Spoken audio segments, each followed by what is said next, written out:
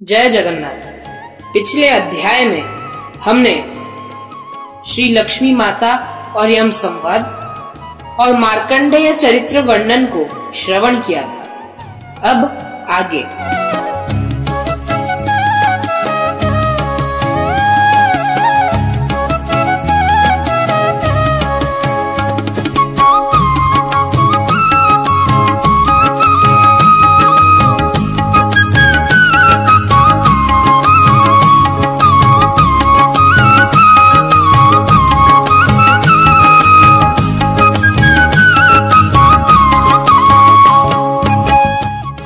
श्री लक्ष्मी देवी जी ने कहा, इस क्षेत्र की परिसीमा 5 कोस की है और यह दक्षिण सागर तक परिव्याप्त है। उसी के भीतर में तीर्थराज सागर के तट से 2 कोस का स्थान अत्यंत निर्मल है। यह क्षेत्र स्वर्ण वर्ण के बालू से समावृत है और इसके मध्य में नील पर्वत शोभित है। वहां साक्षात विश्वेश्वर महादेव सकल इंद्रियों का निग्रह करके चतुर्वर्ग फलदाता श्री जगन्नाथ जी के उपासना हेतु यहाँ आश्रय लिए। धर्मराज यह बात सुनकर भगवान शिव की अर्चना करने लगे, क्योंकि यम के नियंत्रण को महादेव यहाँ नष्ट करते हैं, इसलिए इनका नाम यमेश्वर महादेव है। उनके दर्शन और पूजन करने से कोटिलिंग पूजन का फल प्राप्त होता है। क्षेत्र का आकार शंख की तरह है। उनका मस्तक इसकी पश्चिम सीमा है। यह शंखाकृति क्षेत्र में श्री नीलकंठ महादेव वृषभ ध्वज शिव का अवस्थान है।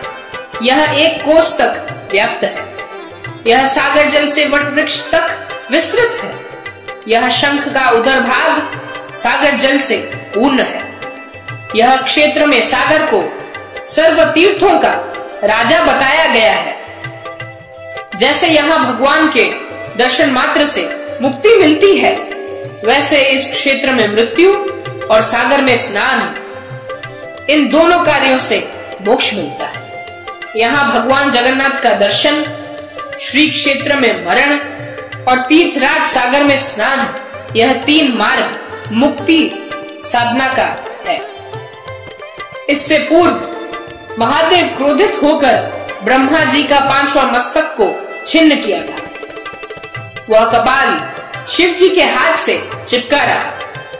वह अपने ब्रह्म हत्या का पाप मोचन करने और कपाल से मुक्ति हेतु इस क्षेत्र के द्वितीय आवर्त में आ पहुंचे, जहां वह कपाल से मुक्ति प्राप्त हुई। इसलिए यहाँ शिव कपाल मोचन महादेव के रूप से अवस्थित हुए। जो व्यक्ति यहाँ शिव का दर्शन और प्रणाम करता है, उन्हें यहाँ ब्रह्म हत्या दोष से मुक्ति मिलती है। श्री कपाल मोचन के दक्षिण पार्श्व में मृत्यु होने से पुनर्जन्म नहीं होता है।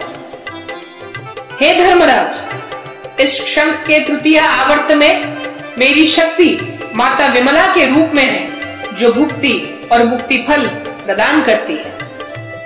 जो व्यक्ति यहाँ इनकी पूजा, प्रणाम और कीर्तन भक्ति भाव से करते हैं, वह व्यक्ति की समस्त अभिलाषा पूर्ण होती है और अंत में मुक्ति मिलती है। शंख के नाभि में कुंड, अक्षयवट और भगवान जगन्नाथ, यह 3 तत्वों से लेकर कपाल मोचन महादेव तक यह क्षेत्र की रक्षा हेतु अर्धाशिनी की प्रतिष्ठा हुई है। हे धर्मराज, महाप्रलय में जल वृद्धि होने के कारण इस प्रलय जल को माता अर्धाशिनी ने पान किया था और जीवों का उद्धार किया था। उनका दर्शन और प्रणाम करने से शाश्वत भोग की प्राप्ति होती है।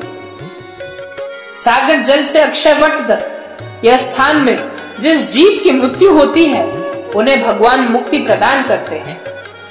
भगवान की अंतर्वेदी इतनी पवित्र और दुर्लभ है कि देवगण भी यहाँ रहना चाहते हैं और देवगण इस क्षेत्र में हर वासी को देखकर भगवान का दर्शन पाते हैं। पृथ्वी, आकाश और स्वर्ग के मध्य में जैसे स्वर्ग मोक्षदायक है, वैसे ही 3.5 करोड़ तीर्थ हैं। उनके मध्य में पुरुषोत्तम क्षेत्र तीर्थराज रूप में प्रसिद्ध है। यह क्षेत्र के निवासी जन्म और मृत्यु में भी शोक प्राप्त नहीं होते हैं। यहाँ जो रोहिण कुंड है, जो कारण जल में सर्वदा परिपूर्ण है, वहां के स्पर्श मात्र से मुक्ति प्रदान होती है। यह कुंड का जल प्रलय काल में बढ़कर पृथ्वी को लीन कर देता है। इस कारण से रोहिण नाम इस तीर्थ का पड़ा। हे यमराज, यहाँ आपके स्वाधिकार का भंग होता है। यह स्थान में मोक्षाधिकारी मानवों के ईश्वर आप नहीं हो। जगन माता लक्ष्मी जी ने यमराज को ऐसा प्राप्त होने पर ब्रह्मा जी से कहा, हे पितामह, आप सब जानते हैं, यह क्षेत्र सकल जीवों को मुक्ति प्रदान करता है। यह बात यम जी को आदेश दीजिए। कामाख्य और क्षेत्रपाल शिव शंकर, इनके मध्य में स्थित माता विमला, भगवान के दक्षिण में स्थित साक्षात ब्रह्म स्वरूप नृसिंह, जिन्होंने हिरण्यकश्यपु के वक्ष को फाड़कर पाप का विनाश किया था, उनके दर्शन से भुक्ति और मुक्ति प्राप्ति की योग्यता मिलती है। इसमें संदेह की कोई आशंका नहीं है। इसी श्री नृसिंह देव के अग्रभाग में प्राण त्याग करने से ब्रह्म सायुज्य का फल और कर्म का फल बढ़ जाता है। यह कल्पवट वृक्ष की छाया नृसिंह रूपी सूर्य के द्वारा महादीप्ति प्राप्त है। ज्ञान और अज्ञान वशतः वहां की छाया में प्राण त्याग करने से माया का नाश होता है। जैसे वेदांत और विज्ञान का श्रवण और उसकी साधना कठोर होती है, जिससे मुक्ति मिलती है, इस क्षेत्र में बिना कोई वेदांत और विज्ञान की साधना से मुक्ति मिलती है। वाराणसी क्षेत्र में कृपानिधि महेश्वर मुमुक्षु व्यक्ति को ब्रह्म नाम का उपदेश उनके कान में देते हैं, जो अभ्यास के साथ साधना की जाती है। इसलिए वहां ज्ञान का अभाव नहीं होता है। यह क्षेत्र में जो मनुष्य अपने प्राण त्यागता है, उन्हें यहाँ साक्षात मुक्ति मिलती है। हे धर्मराज, इस बात पर संदेह न हो। हे रविनंदन, कर्म फल भोगी जन्म मरण के चक्र में आसक्त और ज्ञान रहित व्यक्ति यह क्षेत्र की महिमा को कदापि विश्वास नहीं करेंगे। पिपासु व्यक्ति जो सुशीतल गंगा का त्याग करके अन्य क्षुद्र सरोवरों का स्नान करके खुद को पुण्यवान मानते हैं और पुण्य कर्मों के लिए लालायित हैं, उन्हें सिर्फ अपने श्रम का ही फल प्राप्त होता है। सागर में स्नान, भगवान विष्णु का दर्शन और कल्प वृक्ष की छाया में या इस क्षेत्र के अधिकृत स्थान में मृत्यु होने से मुक्ति प्राप्त होती है। यह क्षेत्र में जो व्यक्ति भी इन विषयों पर भक्ति भाव से विश्वास रखते हैं, उन्हें उसी द्वारा मुक्ति प्राप्त होती है। जो व्यक्ति विष्णु माया में फंसकर इस तीर्थ का त्याग करता है, वह मुक्ति फल से वंचित होता है। आपको अधिक बताने की आवश्यकता नहीं है। आपने स्वयं ही देखा कि कैसे काक पक्षी को मुक्ति प्राप्त हुई। इस अंतर्वेदी की रक्षा के निमित्त मैंने 8 शक्तियों की परिकल्पना की। बाद में महादेव की तपस्या से उपासित होकर मैंने अपने शरीर में सर्व सौंदर्यशालिनी गौरी देवियों को उनके पत्नी के रूप में सर्जन किया। तत्काल में मैंने उन्हें आदेश दिया था कि हे भद्रे, मेरे वाक्य का स्वीकार कर आपके मूर्तियों के समूह द्वारा इस अंतर्वेदी की रक्षा होगी। वही गौरी देवी मेरी प्रीति के निमित्त 8 प्रकार विग्रह का रूप धारण कर 8 दिशाओं में स्थित है। वट वृक्ष के नीचे माता मंगला, उत्तर में अर्धाशिनी, ईशान्य में आलंबा, दक्षिण में कालरात्रि, पूर्व में मरीचिका और नैऋत्य कोण में चंड रूपा के नाम से स्थित है। यह भीषण रूपा अष्ट शक्ति के द्वारा अंतर्वेदी सर्वदा सुरक्षित है। यहाँ अल्प पुण्यवान व्यक्तियों के लिए दुर्लभ है। इनका दर्शन और कीर्तन करने से समस्त पाप नष्ट हो जाते हैं और अश्वमेध यज्ञ फल की प्राप्ति होती है। भगवान शंकर रुद्राणी के 8 प्रकार रूपों को दर्शन करने से निज को 8 भागों में बांटकर परमेश्वर की उपासना की थी। उन्होंने विष्णु तपस्या द्वारा आराधना की और उन्होंने भगवान विष्णु से यह वर मांगा, हे देव, आप जहाँ वास कर रहे हैं उस पुरुषोत्तम क्षेत्र में मुझे वास करने का वर दीजिए। हे कमलाकांत, आपके व्यतीत और कोई भी मुक्ति का कारण नहीं है। आप ही अंतर्यामी हो, आपके बिना मेरा शरीर कैसे बनेगा। आपको न जानकर मूर्ख लोग अशुद्धि और विष का भोग कर सुखी रहते हैं। हे कैवल्यनाथ, मैं आपके शरण में आया।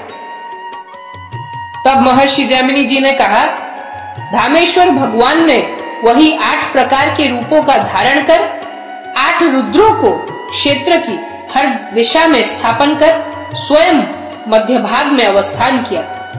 कपाल मोचन, क्षेत्रपाल, यमेश्वर, मार्कंडेश्वर, ईशानेश्वर, विश्वेश्वर, नीलकंठ और वटेश्वर, इन महादेवों के अष्टलिंगों का दर्शन और स्पर्श करने से मुक्ति प्राप्ति होती है।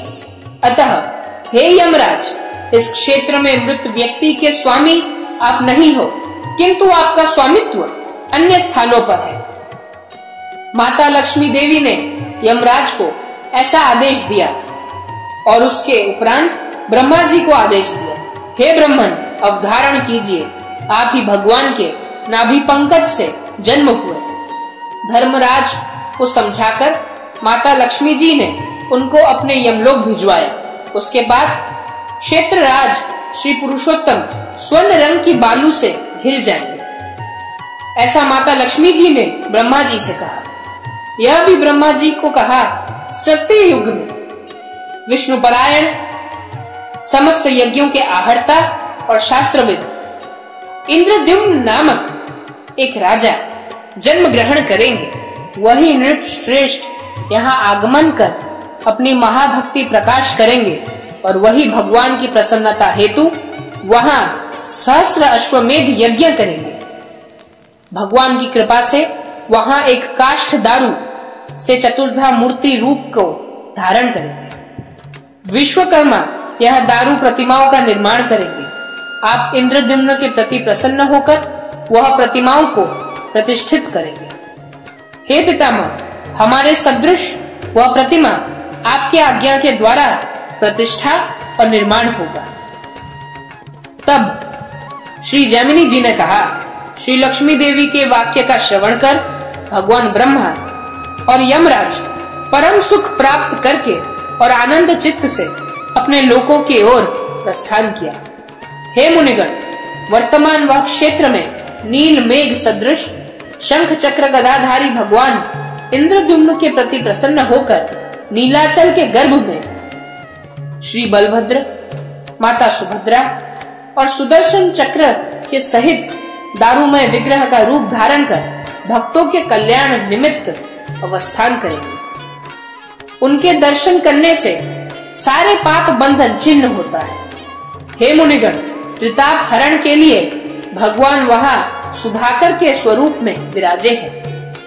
भगवान विष्णु का ऐसा दिव्य और बहुविध मनुष्यावतार का दर्शन बहुत कर्मों और महिमा का समूह है। मनुष्य तो क्या है, देवगण भी इस स्वरूप का वर्णन नहीं कर पाते।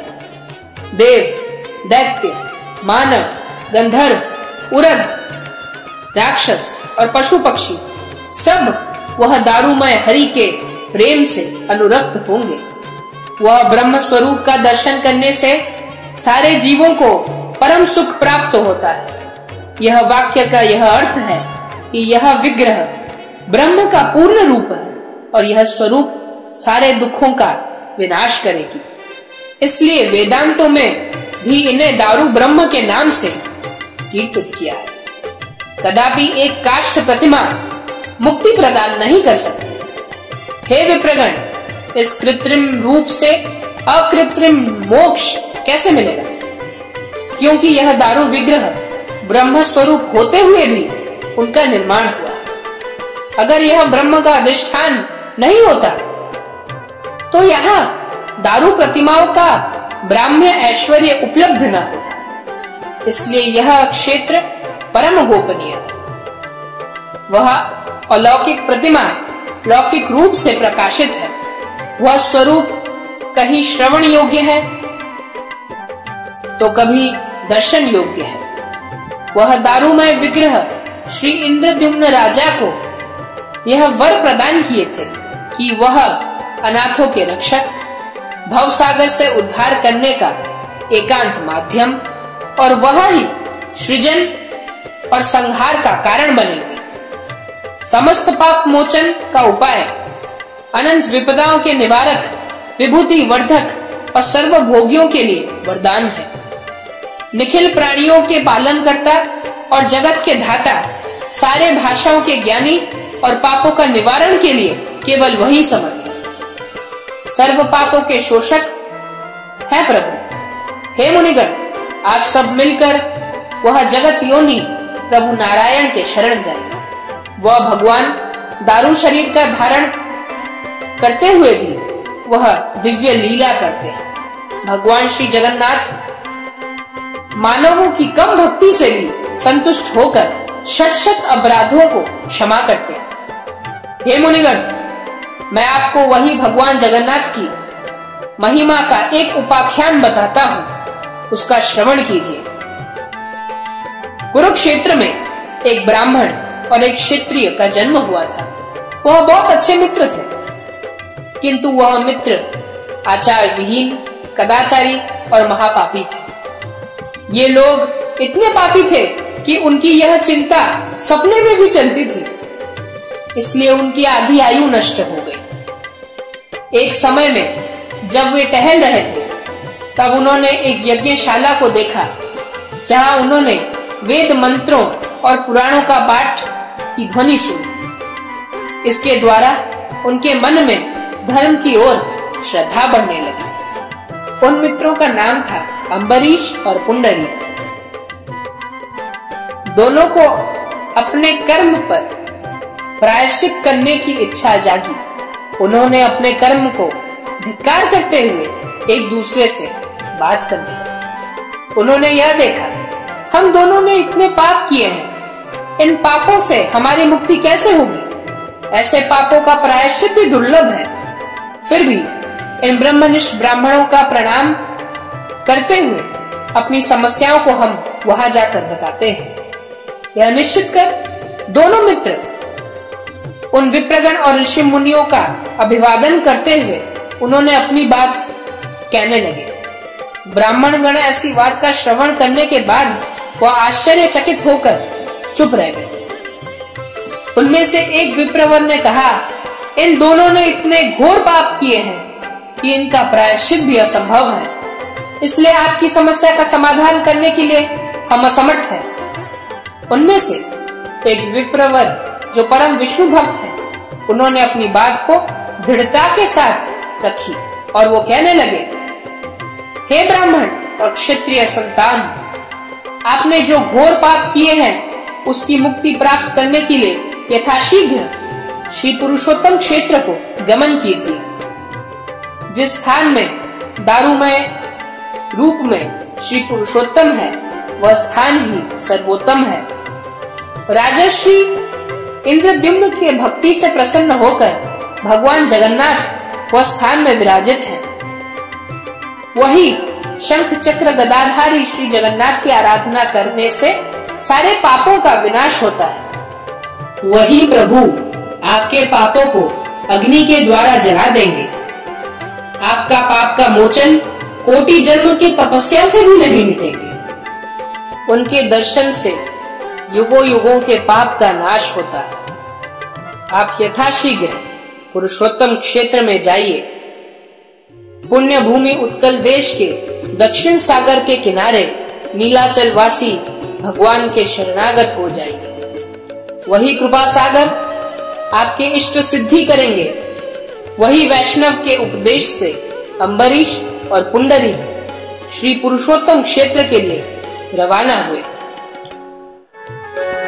नवनीरद सुंदर कांति तनु शुभतारक विग्रह रम्य हनु अति बेल समाकुल मह बने जगदीश कृपा कुरु दीन जने